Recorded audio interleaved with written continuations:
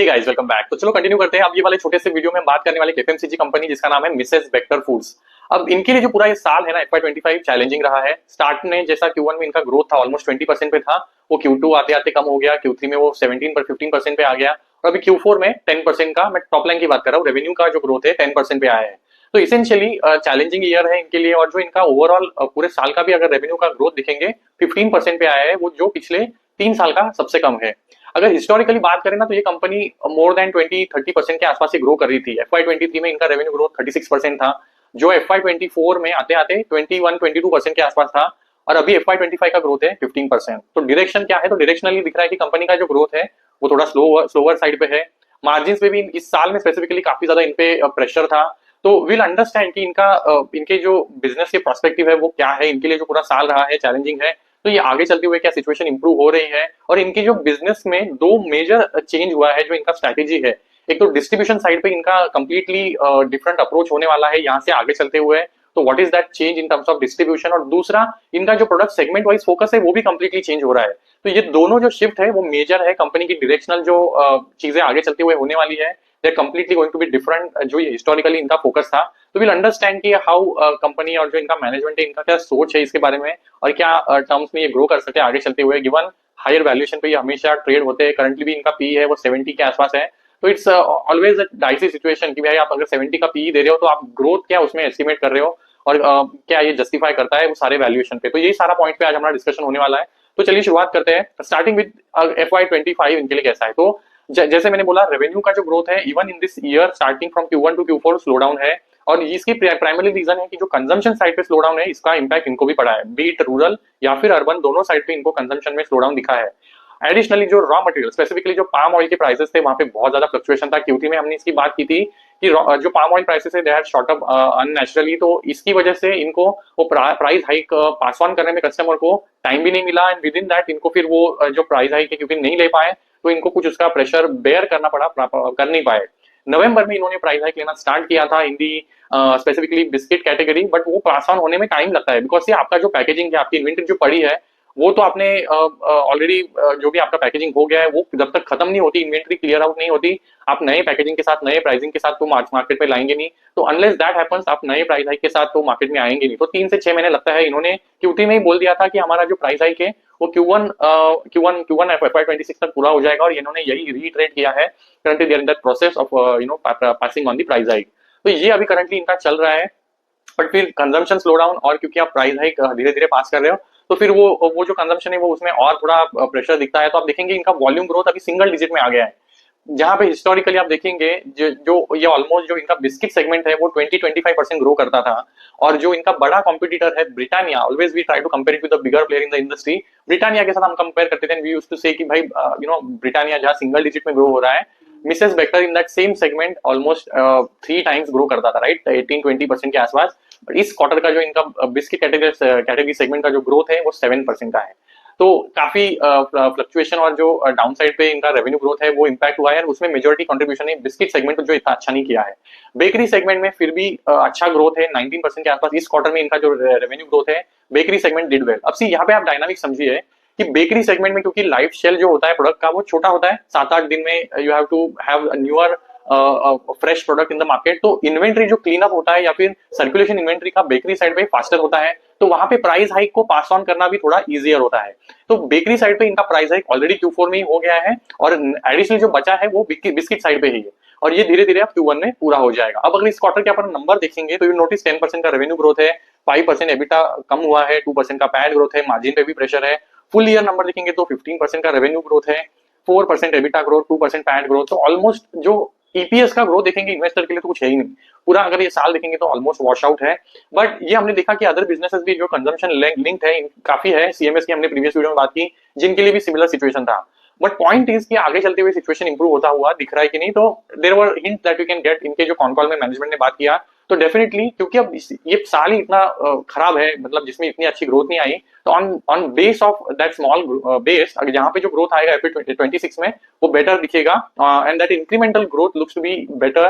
Margin भी improve होने का यहाँ से चांसेस है, बिकॉज जो पाम ऑयल के प्राइसेस थे वो अब स्टेबलाइज हो गए हैं। इवन लास्ट वीक में पाम ऑयल पे जो इम्पोर्ट ड्यूटी है वो गवर्नमेंट ने 10% कट अनाउंस किया है, तो उसकी वजह से भी एक थोड़ा जो है सपोर्ट मिलेगा इनके मार्जिन को।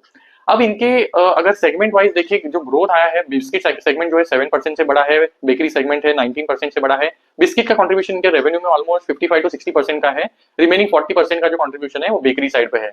अब इनका अगर कैपेक्स देखे तो इनकी फैसिलिटी जो है एमपी वाली जो धार फैसिलिटी है, जहाँ पे ये बिस्किट प्रोडक्शन करने वाले हैं प्राइमरीली, वो पूरी हो गई है इन दी मंथ ऑफ मे। तो Q4 बोला था वो, एज वी सेड कि वो थोड़ा डिले है यहाँ पे कैपेक्स में, वो मई में अब पूरा हो गया है, जिस कैपेसिटी ऑन बोर्ड आ गई है 21,000 मेट्रिक टन की कुछ इनका कैपेसिटी बढ़ने वाला है। और ये करंटली इनका कैपेसिटी यूटिलाइजेशन आगे लेके जाना टारगेट है कि भाई ये ऑलमोस्ट 60% तक पहुंच जाएगी with in next 50 to 60 days. तो इस कैपेसिटी को रैंप अप करना ये इनका फोकस होने वाला है। इसके अलावा दो इनके अलग जो और कैपेक्स चल रहे थे, एक तो है खोपोली वाला जो बेकरी प्लांट ये एस्टेब्लिश कर रहे थे, और दूसरा है कोलकाता अगेन बेकरी प्लांट, ये इनका वर्किंग प्रोग्रेस है। अब सी अगर इनका पीपीटी प्रीवियस क्वार्टर्स के खोल के देखेंगे तो इन्होंने टाइमलाइन दिया था कि भाई FY25 के एंड तक पूरा हो जाएगा, बट इन्होंने वो डिले होगा बोला था, Q3 में भी बोला था। इस क्वार्टर में जो पीपीटी आया है इन्होंने टाइमलाइन मेंशन नहीं किया, इन्होंने बोला है FY26 में पूरा हो जाएगा। कॉन में जब जाके मैंने देखा तो इन्होंने बोला है कि वो सितंबर तक इनकी कोलकाता वाली फैसिलिटी एंड इवन महाराष्ट्र वाली जो फैसिलिटी है Q2 तक, तो नेक्स्ट 1 to 2 क्वार्टर्स में दोनों फैसिलिटीज ऑनबोर्ड आ जाएगी। महाराष्ट्र वाली फैसिलिटी फेजेस में आने वाली, एक फेज जुलाई से सितंबर के बीच में आएगा, दूसरा जो फेज है जनवरी में आएगा। तो बट जो भी है दोनों एडिशनल कैपेसिटीज आने वाली वो FY26 में आ जाएगी। तो ये इनका एक मेजर कैपेक्स है, और ये दोनों कैपेक्स इनको ग्रोथ को अचीव करने वाले हैं सेंट्रल एंड वेस्टर्न रीजन में। कोलकाता वाली ईस्टर्न रीजन में फोकस करेगी, ग्रोथ को एड करेगी। सिर्फ नॉर्दर्न रीजन से स्टार्ट हुई ये जो कंपनी है ना, धीरे धीरे सेंट्रल और वेस्टर्न और ईस्टर्न रीजन तीनों साइड में अपने जो प्रेजेंस है उसको एस्टेब्लिश कर रही है। और यही खास बात है, छोटी कंपनी है, डिफरेंट डायरेक्शन में ज्योग्राफीज में एक्सपांड कर रही है, और जितना ज्यादा ये स्केल करेगी, अपने कैपेसिटीज को रैंप अप करेगी, फिर उतना ही वो मार्केट में वो प्रोडक्ट को बेच सकती है, और वहां से इनको ग्रोथ आएगा, राइट। बट इनका जो फोकस है कैपेक्स तो आ रहा है, ये कैपेक्स के साथ डिस्ट्रीब्यूशन को स्केल करना जरूरी था। तो इनका जो अब तक अगर आप देखेंगे हिस्टोरिकली फोकस होता था कि हमारा जो डायरेक्ट रिटेल टच पॉइंट्स है या फिर डिस्ट्रीब्यूशन का नेटवर्क है उसको एग्रेसिवली एक्सपांड करना। FY23 में स्पेसिफिकली, FY23 एंड FY24 में, ये पीरियड में 1-1.5 साल में इन्होंने अपनी जो डायरेक्ट रिटेल का टच पॉइंट्स है उसको ऑलमोस्ट डबल कर दिया था।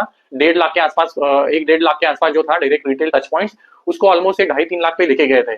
तो एग्रेसिवली इन्होंने अपने डायरेक्ट रिटेल टच पॉइंट्स को बढ़ाया था, जिसका इंपैक्ट आया था अगर आप इनके नंबर्स में देखेंगे FY23 FY24, जो एक्स्ट्रा ऑर्डिनरी 20-30% का ग्रोथ इनको मिल रहा था। तो मैं इस क्वार्टर के जो कॉनकॉल और पीपीटी में मेरा पूरा ध्यान इस पे था कि भाई तुम्हारा आगे चलते हुए टारगेट क्या है इन डिस्ट्रीब्यूशन टच पॉइंट्स को बढ़ाने के लिए, बिकॉज इनके लिए अब तक कंस्ट्रेंट था कि भाई कैपेसिटी नहीं थी उस सारे डिमांड को मीट करने के लिए, अगर आपको ज्योग्राफी वाइज एक्सपेंशन करना है।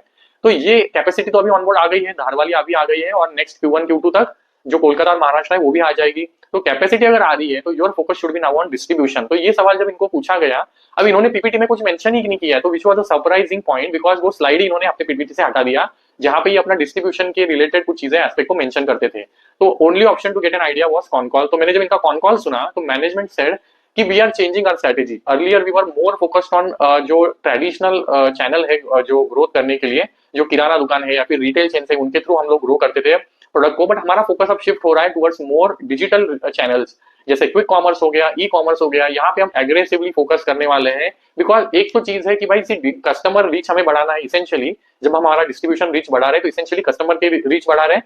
तो कस्टमर रीच बढ़ाने के लिए मॉडर्न ट्रेड हो गया या फिर जनरल ट्रेड हो गया, उसके साथ जो ऑप्शन है वो है ये डिजिटल चैनल्स। अब अगर हम किसी भी क्विक कॉमर्स या फिर ई कॉमर्स प्लेयर के साथ टारगेट करते हैं या पार्टनरशिप करते हैं, जैसे जेप्टो हो गया, ब्लिंकिट हो गया या फिर इंस्टामार्ट हो गया, किसी के साथ भी टाइप करते हैं, तो इसेंशियली एक साथ हमें डिफरेंट ज्योग्राफीज में डायरेक्ट एक्सेस मिल जाता है। कस्टमर के लिए भी हैसल कम है, बिकॉज वो 15-20 मिनट्स में ऑर्डर करते ही वो प्रोडक्ट उसके घर पे पहुंच जाएगा। तो वहां पे बहुत ज्यादा ट्रैक्शन इनको दिख रहा है, और इसी की वजह से इन्होंने कंप्लीटली ये स्ट्रेटेजी चेंज किया है, focusing more on digital channels. अब इसका मतलब ये नहीं है कि ये जनरल ट्रेड या फिर मॉडर्न ट्रेड पे फोकस नहीं करने वाले हैं, वहां पे भी फोकस होगा। एमपी वाली जो फैसिलिटी है ये सेंट्रल रीजन में है, राइट। तो यहाँ से पहले अब जो डिस्ट्रीब्यूशन नॉर्दर्न रीजन से सदर्न और सेंट्रल रीजन में करते थे, अब सदर्न रीजन में इनकी फैसिलिटी आ गई है, तो वेस्टर्न और सदर्न और नीचे जो महाराष्ट्र के नीचे वाले स्टेट से वहां पे भी फोकस करने में इनको इजियर होने वाला है। तो ये डिस्ट्रीब्यूशन तो करेंगे, but focus more is going to be towards on the general trade, sorry the digital channels like e commerce and quick commerce. तो ये एक मेजर शिफ्ट है। अब इसका इंपैक्ट इनके नंबर्स में कैसे आता है वो देखना पड़ेगा, बिकॉज अब तक जो इनका ग्रोथ आ रहा था FY23 FY24 में, वो बेस्ड ऑन था जो ये एक्सपांशन कर रहे थे अपने जो फिजिकल डिस्ट्रीब्यूशन चैनल है वहां से। तो ये देखने वाली बात होगी कि इसका इनको ग्रोथ को कैसे सपोर्ट मिलता है। तो ये एक मेजर शिफ्ट है फर्स्ट। सेकेंड शिफ्ट है इनका जो प्रोडक्ट सेगमेंट वाइज फोकस है वो भी चेंज हो रहा है। See earlier it was competing more with say Britannia, जिसके साथ जो भी प्रोडक्ट सेगमेंट है ये लॉन्चेस करता था, but company has change that strategy. इनका कहना है we are no more going to launch just adding me too product, जैसे ब्रिटानिया ने कुछ लॉन्च कर दिया उसका ही कुछ सिमिलर सा प्रोडक्ट हम लॉन्च करेंगे। No, that's not going to be our strategy. Company said we are going to focus more on differentiation, हम क्वालिटी पे फोकस करने वाले हैं। More focus is going to be on health conscious जो customer segment है वहां पे, and more products are going to be trans fat free, cholesterol free, no maida. यहीं पे सारे प्रोडक्ट्स का हमारा फोकस होने वाला है going forward. These are more premium products. यहाँ पे वैल्यू जो अगेंस्ट ईच प्रोडक्ट हमको मिल रहा है वो भी बेटर होगा। तो फोकस होने वाला है on the segments which are more premium and health category. तो both on biscuit as well as bakery ये फोकस करने वाले इसी दोनों प्रोडक्ट्स चैनल्स पे, सेगमेंट्स पे। अब एक्सपोर्ट पे भी ये सारे जो प्रोडक्ट्स प्रीमियम और जो हेल्थ कैटेगरी वाले हैं both on bakery and biscuit, ये एक्सपोर्ट में भी फर्स्ट लॉन्च करेंगे, उसको एक्सपीरियंस करेंगे कैसे ट्रैक्शन मिल रहा है, एंड देन फेजेस में ये डोमेस्टिक मार्केट में भी लॉन्च किया जाएगा अगेन इनटू फेजेस। तो they will follow this approach. And again जो एक मैं पॉइंट मिस कर दिया डिस्ट्रीब्यूशन में, एक तो क्विक कॉमर्स पे फोकस है और दूसरा है सीपीओ जो क्रेमिका प्रेफर्ड आउटलेट से, मतलब इनके खुद के प्रोडक्ट्स मिलते हैं स्पेसिफिक लोकेशन पे जिनको ये क्रेमिका प्रेफर्ड आउटलेट्स बोलते हैं। इसका इन्होंने एक्सपेंशन काफी एग्रेसिवली किया है। FY23, FY24, FY25 अगर देखेंगे 23 में इनके जो सीपीओ के आउटलेट्स थे 4000 थे, 2024 में वो ऑलमोस्ट 4,500 हो गए और अभी वो 2025 में 7000 हो गए हैं। और यहाँ से भी FY26 में इन सीपीओ को आउटलेट्स को ये 30% से बढ़ाने वाले हैं। तो एक तो डिजिटल चैनल पे फोकस है और दूसरा ये सीपीओ जो क्रेमिका प्रेफर्ड आउटलेट्स है, ये दो चैनल्स पे इनका फोकस होने वाला है ज्यादा compare to direct retail outlets. तो ये दो एक तो प्रोडक्ट सेगमेंट चेंज और दूसरा है डिस्ट्रीब्यूशन का जो स्ट्रेटेजिक चेंज है, ये इनके ग्रोथ को कैसे एड करेगा वो देखना पड़ेगा। अब रॉ मटेरियल रिलेटेड इनका क्या गाइडेंस है। सी अब जो ये पाम ऑयल प्राइसेस का जो बेनिफिट है इनको मिलेगा, कॉस्ट प्राइसेस कम हुए हैं, कस्टम ड्यूटी कम हुई है तो उसका भी एक बेनिफिट मिलेगा। But on the other side जो अदर रॉ मटेरियल्स है वो है व्हीट, शुगर, कोकोआ या फिर मिल्क। तो ये चार जो प्रोडक्ट्स है again very essential to making either bakery और बिस्किट्स। इनके प्राइसेस में तो आज सच कोई डाउनसाइड में वेरिएशन नहीं है, कम नहीं हुए हैं। तो ये दोनों जो एस्पेक्ट है एक दूसरे को बैलेंस करेंगे और ऐसा सिचुएशन नहीं है कि जो प्राइस कम हुआ है कस्टमर को पास ऑन करे। तो essentially they will have to essentially pass on completely price hike। कोई भी ऐसा स्कोप नहीं है कि हम लोग प्राइस कट्स ले। तो ये भी इन्होंने क्लियरली मेंशन किया। अब इसके अलावा इन्होंने कहा है कि क्योंकि हमारे FY20 करंट जो चल रहा है यहाँ पे ये केपेक्स पूरे होंगे, FY27 में आते आते हमारा केपेक्स सिग्निफिकेंटली कम होगा। बिकॉज अभी इनका जो कैपेसिटी है वो ऑलमोस्ट डबल हो रहा है और उससे अभी जो करंटली 1800 का ये रेवेन्यू किया है इन्होंने इस साल में, इन कैपेसिटीज का ऑनबोर्ड आने के बाद जो इनका रेवेन्यू का कैपेसिटी है ऑलमोस्ट 3500 तक चला जाएगा, तो जो ऑलमोस्ट डबल है। तो इसकी वजह से एग्रेसिवली इनको जरूरत आगे चलते हुए केपेक्स नहीं करना पड़ेगा। FY26 में इनका जो केपेक्स है उसका पेस कम हो जाएगा, ये भी इन्होंने गाइडेंस दिया है। तो अभी अगर FY26 के लिए इनका रेवेन्यू गाइडेंस क्या है उसकी अगर बात करें तो इन्होंने कहा है we are targeting high single digit volume growth for biscuit category. तो ये ऑलमोस्ट नियरली बात कर रहे हैं अब ब्रिटानिया वाले जो भाई साहब बात करते हैं, बेरी साहब, सिंगल डिजिट में ग्रो होने का and aspiring to grow into double digit. तो ये अब उस लैंग्वेज में बात कर रहे हैं कि we are aspiring to grow into double digit and either on the more or less on the higher single digit और फिर डबल डिजिट। तो ये वॉल्यूम के टर्म्स में इन्होंने बात किया है, फिर कुछ ना कुछ वैल्यू ग्रोथ होगा बिकॉज ये प्राइस हाइक ले रहे हैं। तो 14 to 15% मिड टीन्स में इनका रेवेन्यू के टर्म्स में ग्रोथ होने का गाइडेंस है for biscuit. Similarly on the bakery side भी इनका कहना है कि हम मिड टू जो लोअर साइड पे टीन्स में ग्रोथ करेंगे, इवन एक्सपोर्ट साइड पे जो ग्रोथ होगा वो टीन्स में ही होगा, मिड टीन्स में होगा। तो ओवरऑल जो इनका अगर समराइज करें तो गाइडेंस है रेवेन्यू के लिए मिड टीन्स में ग्रो होने का। Margin definitely are going to improve यहाँ से बिकॉज प्राइस हाइक पूरा होगा और ये सारे जो प्रोडक्ट्स नए लॉन्च कर रहे हैं, जो सारे प्रीमियम प्रोडक्ट्स होने वाले हैं, वैल्यू एडेड प्रोडक्ट्स होने वाले हैं, in the health conscious category होने वाले हैं, तो they are again going to be a bit premium product. तो वहां से भी मार्जिन को एड मिलेगा। और ये जो मार्जिन से इनके हिस्टोरिकल जो 14-15% के आसपास एक हो रहे थे मार्जिन से एबिटा लेवल पे, इनको ये Q3 तक टच कर लेंगे। बट पूरे साल के लिए अभी भी 14% को टच होने में टाइम लगेगा। Maybe by next year they will reach early at those levels. तो ये इनका इसेंशियली गाइडेंस है। आई थिंक मैंने कैपेसिटीज की तो ऑलरेडी बात कर ली। तो ओवरऑल अगर समराइज करें तो इनका इंक्रीमेंटली जो ग्रोथ है वो बेटर होने वाला है। FY26 में रेवेन्यू ग्रोथ एड करेगा। इनकी जो स्ट्रैटेजी है वो देखनी जरूरी है जो डिस्ट्रीब्यूशन का इनका जो स्ट्रेटेजी चेंज हुआ है और product segment wise focus change हुआ है, इसका इनके रेवेन्यूज पे ग्रोथ पे क्या इम्पैक्ट होता है वो देखना पड़ेगा। एंड मार्जिन यहाँ से कहाँ जाते हैं, 14% के कब अचीव करते हैं, ये देखना जरूरी होगा। सी 70 के पी पे आप जब ट्रेड कर रहे हो और आपका जब ग्रोथ अब हिस्टोरिकली 25-30% पे होता था, अब अगर वो 15% पे आ रहा है तो वो इतना ल्यूक्रेटिव बेट रह नहीं जाता। If you ask me, historically अगर आप जो ग्रोथ कर पा रहे हो, अगर वो आप नहीं कर रहे, अगर आपका अगर ग्रोथ का जो पेस है, जो मैं हमेशा बात करता हूँ, किसी भी कंपनी का जब ग्रोथ का पेस अगर वो कम होता है ना, तो स्टॉक चलना थोड़ा बंद हो जाता है। तो विल नोटिस वेक्टर ने हार्डली कुछ रिटर्न दिए हैं मे बी पिछले साल में, क्योंकि ये पेस कंटिन्यूसली डिक्रीज ही हुआ है। अब जाके अगर इनको थोड़ा बहुत ग्रोथ दिखता है और फिर वो अगर लोअर साइड पे है कंपेयर टू प्रीवियस ईयर में, और अगर आप 70-80 के पीए पे अगर चलेंगे, तो अगेन स्टॉक कितना अपसाइड पे मूवमेंट दिखाएगा, it is a question to ask. तो will keep tracking, but you know then because there are other opportunities. हमने मनोरमा की बात की है, इफ यू ट्रैक मनोरमा 70 के पी पे वो भी चल रहा है, but look at growth what it is delivering. तो while there are other better opportunities, और मेरा कैपिटल तो लिमिटेड है, right? It's not like I have infinite money and I can put it on all stock. मेरा capital तो मुझे वहीं पे डालना है जहाँ पे ग्रोथ है।